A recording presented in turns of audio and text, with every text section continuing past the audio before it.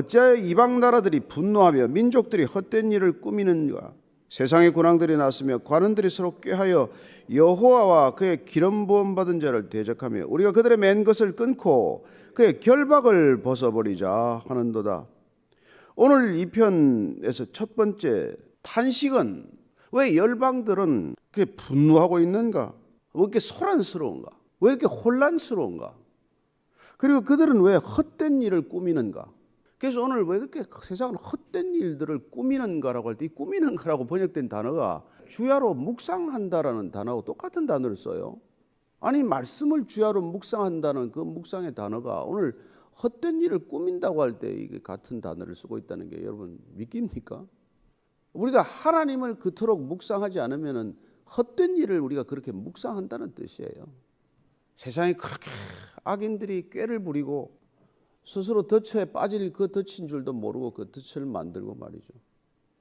정말 이 세상을 살아가면서 정말 지혜와는 점점 멀어지는 길을 가고 있는 거예요. 그렇게 분주하게, 그렇게 바쁘게, 그렇게 모여서 머리를 싸매고 하는 일이 뭐냐니까 헛된 일들을 그렇게 꾸미고 있다는 거예요. 그렇게 깊이 생각하는 게 도대체 죽을 궁리를 한다는 거예요. 그래서 오늘 이 시편 기자는 이렇게 말합니다. 그 이 모든 것들이 뭘 하고 있느냐면요, 열방들이, 모든 민족들이, 그토록 많은 국가들이 그렇게 헛된 일들을 도모하고 계획하고 그리고 그렇게 집요하게 추진해서 하는 게 뭐냐니까 결국은 자기들의 결박, 맨 것을 끊어버리고 결박에서 벗어나고자 한다는 거예요. 그게 뭡니까? 하나님으로부터 자유하겠다는 거예요. 하나님으로부터 그 속박에서 풀려나서 내가 하나님의 자리에 갈 때 나는 진정으로 자유롭다고 주장하는 것이죠. 그래서 여러분들은 뭐 인간이 가장 자유스러워지는 게 뭐라고 생각하고 이렇게 살아왔을까요? 내가 왕이 되어야 한다는 거예요. 내가 왕이 되면 가장 이 땅에서 인간으로서 자유롭다고 생각을 해요. 그렇습니다. 그들이 뭐 그렇게 머리 싸매고 궁리하는 것들은 어떻게 보면은 이 시편 기자가 통찰한 바에 따르면은 하나님으로부터 벗어나고자 하는 노력이란 말이에요. 여러분 이 세상이 복잡하다면 한없이 복잡하지만 단순하다면 지극히 단순해요. 인간이 스스로 하나님이 되고자 하는 노력 그 이상도 그 이하도 아니에요. 본인이 통치할 수 있을 만큼 통치하겠다. 권력을 장악할 만큼 장악하고 권력을 행사할 만큼 행사하겠다. 그게 이 땅의 권력자들이 추구하고 목적으로 하는 바지만 그러나 권력을 가진 만큼 권력을 장악한 만큼 불안해요. 그래서 절대적인 권력을 가지면 절대적으로 불안해집니다. 온통 국가 시스템이 본인 한 사람을 호위하는데 모든 체제를 맞추는 것이죠. 그게 오늘 볼 때는 이렇게 헛되고 헛된 일이라는 거예요. 그래서 오늘 이 열방이 군왕들이 하고 있는 이 모든 일들이 궁극적으로는 여호와를 대적하는 것, 그리스도를 대적하는 것, 그리스도를 대적하고 여호와를 대적하기 때문에 그리스도인들을 대적하는 것. 그 세상은 교회를 대적하는 것에 그토록 많은 노력을 기울인다는 게 충격적이지 않습니까? 어떤 종교에 대해서 그렇게 적대적이에요. 그러나 보십시오. 오늘날 뭐 갈수록 더 교회나 그리스도인들에 대해서 적대적일 거예요. 궁극적으로는 하나님에 대해서 적대적이기 때문에 그렇습니다. 그래서 하나님을 인정한다는 것 자체가 그들에게는 견딜 수 없는 속박으로 느껴지기 때문에 그걸 끊어버리자. 그래서 예수님께서 그리스도인들이 핍박받는 것이 아니라 그들이 나를 대적하는 것이다. 이렇게 말하는 것이죠. 자, 그러면 하나님은 뭐 하고 계세요? 4절, 5절, 6절입니다. 시작. 하늘에 계신 이가 웃으시며 주께서 그들을 비웃으시리로다. 그때 분을 바라며 진노하사 그들을 놀라게 하여 이르시기를 내가 나의 왕을 내 거룩한 산 시온에 세웠다 하시려다. 하늘에 계신 이가 웃고 계신답니다. 아니 지금 이렇게 웃고 계시면 어떡합니까? 저희들은 그렇게 답답한 마음이지만 하나님께서는 인간의 노력이 안타깝다는 뜻이죠. 100년도 못 사는 주제에 뭘 다스린다는 것입니까? 절대 권력들은 사실은 권력의 기초를 전부 왕권 신수설에서 찾았어요. 그게 국민들로부터 저항권을 인정하지 않기 위한 정치적 사조의 기초죠. 그러나 여러분 우리는 누굽니까? 하나님을 왕으로 우리는 삼는단 말이에요.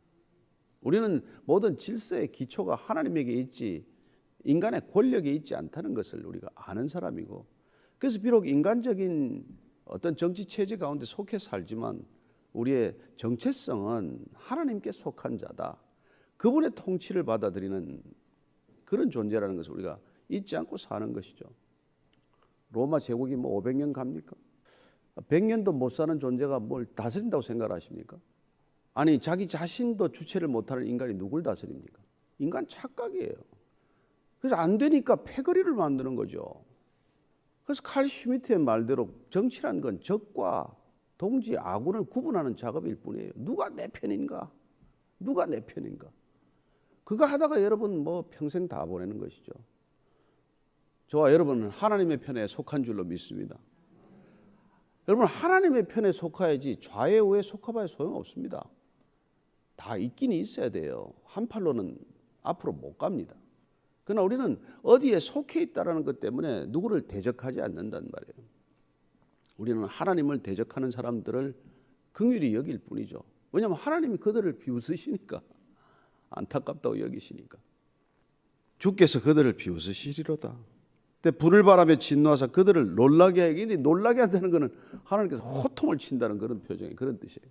하나님께서 결국은 그냥 마지막 심판이 기다리는 것이, 마지막 호통 소리가 마지막 나팔 소리처럼 들릴 것입니다. 그리고 주님께서는 나의 왕을 내 거룩한 산 시온에 세웠다. 하나님께서 그분의 대리인, 그분의 나의 왕을 시온 산에 세웠다. 결국은 우리가 이 왕이란 예수 그리스도라는 것을 압니다. 7절, 8절, 9절입니다. 시작. 내가 여호와의 명령을 전하노라. 여호와께서 내게 이르시되 너는 내 아들이라. 오늘 내가 너를 낳았도다. 내게 구하라. 내가 이방 나라를 내 유업으로 주리니 내 소유가 땅끝까지 이르리로다. 내가 철장으로 그들을 깨뜨리며 질그릇같이 부수리라 하시도다. 사실 이 시편 2편은 왕위에 오를 때, 대관식 할 때 이렇게 송축했던, 낭송했던 시예요. 이제 인간이 왕으로 세우지만, 그러나 이스라엘의 왕은 하나님이 세우셨기 때문에 하나님의 통치 질서를 대리하는 대리인으로 세울 때 어떤 일들, 어떤 현실 속에서 그 역할을 감당해야 하는지에 관한 시편이에요. 그래서 이걸 지혜시라고도 부르기도 하지만 이건 제왕시라고 분류도 하고 그러기도 해요. 왜냐하면 이스라엘의 왕에 관한 시니까. 하나님께서 지금 명령을 전하는데 그 왕에게, 이때 명령이라는 거는 뭐 법규 규칙과 같은 거예요. 근데 이게 재밌는데 이 애굽 땅에서는 이걸 갖다가 이 단어를 가지고 이게 왕을 인정하는 어떤 그런 공인 거예요. 이제 돌판이나 금속판에 새겨 가지고, 그래서 이제 왕권을 확고하게 이제 선포하는 것들의 상징으로서 이걸 명령을 전달했다는데, 어떤 돌판이나 금속판에 새겼다 그래요. 요새로 치면 뭐 대통령 당선증 같은 건가. 사실 우리가 그런 그 당선 확인증과 같은 걸 받은 거예요.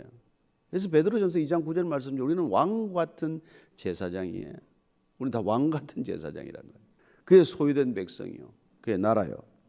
그런데 이제 그렇게 될 때 하나님께서 그 명령에 기록된 게 뭐냐면, 넌 내 아들이라는 거예요. 내가 너를 낳았다. 아, 여러분 이게 얼마나 기분 좋습니까? 시편 2편 이거 읽을 때마다 이거 기분 좋지 않아요? 너는 내 아들이라. 오늘 내가 너를 낳았도다. 내게 구하라. 그러면 내가 이방 나라를 내 유업으로 주리니 내 소유가 땅끝까지 이르리로다. 여러분, 우리는 하나님께 구하는 존재들입니다. 사람들에게, 세상에게 목마르지 않고 오직 하나님께 구하는 존재예요. 그럼 하나님은 우리가 자꾸 뭐 아파트 한 채 구하고 뭐 좀 비트코인 좀 구하고 이러는데 뭘 주신다고요? 나라를 주겠다는 거예요. 열방을 주겠다는 거예요. 이게 우리하고 사이즈가 안 맞아서 괴로워. 다른 뭐 나라도 필요 없고 민족도 필요 없고 그냥 뭐 한 100평 정도 되는 단독 주택이면 좋겠는데 나라를 가지라 그러니 이게 뭐 이게 감이 안 오잖아요. 근데 이게 그리스도인이에요. 왜? 왕이니까. 우리는 왕 같은 존재로 불렀으니까. 열방을 유업으로 준단 말이에요. 예수님께서 마지막 그 제자 말이지, 그 변변찮은 제자들 그 배반하고 도망가고 그 시원찮은 제자들한테 마지막에 뭐라 그래요? 가라! 너희는 가서 모든 족속으로 제자를 삼아 아버지와 아들과 성령의 이름으로 세례를 주고 내가 너에게 가르쳐 분반 모든 것을 지키게 하라. 여러분, 이런 명령이 이게 말이 됩니까? 그 시골 촌 사람들 한 12명 갖다 놓고 말이죠. 그게 하나님이 너는 내 아들이라 하는 뜻이란 말이에요. 너는 이제 더 이상 세상 사람처럼 구하고 못 살아. 그렇죠. 원래 우리 인간은 그렇게 지원받았어요. 이 작은 가슴 속이지만은 여기에 하나님의 크기가 차지 않으면 무엇으로도 만족 못하게 지어져 있단 말이에요. 인간은 온 세상이 차도 오히려 부족한 것이 이 마음이란 말이에요. 그렇게 크게 살아야 될 인간이 맨날 쪼잔하게 해가지고 사도행전 1장 8절 뭡니까? 가라 땅 끝까지 이르러되 증인이 되라. 지금 얼마나 좋습니까? 모든 땅 끝이 연결되어 있잖아요. 그러니까 우리가 뭐 마지막 시대죠. 하나님께서 하도 땅 끝이 안 가니까 땅 끝을 끌어다가 여기다 다 연결시켜 놨잖아요. 내게 구하라. 우리는 하나님께 구하는 게 열방을 구하십시오. 민족을 구하십시오. 작은 거는 따라올 줄로 믿으시오.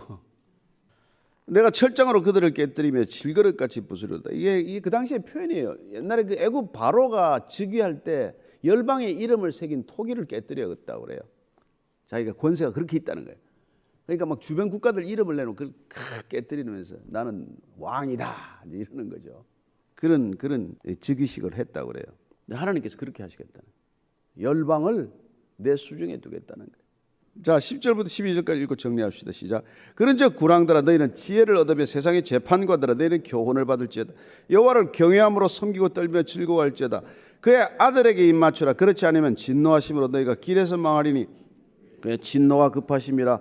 여호와께 피하는 모든 사람은 다 복이 있도다. 여러분 지혜를 얻으십시오. 교훈을 구하십시오. 잠언 4장 7절 말씀 뭡니까? 지혜가 제일이니 지혜를 얻으라.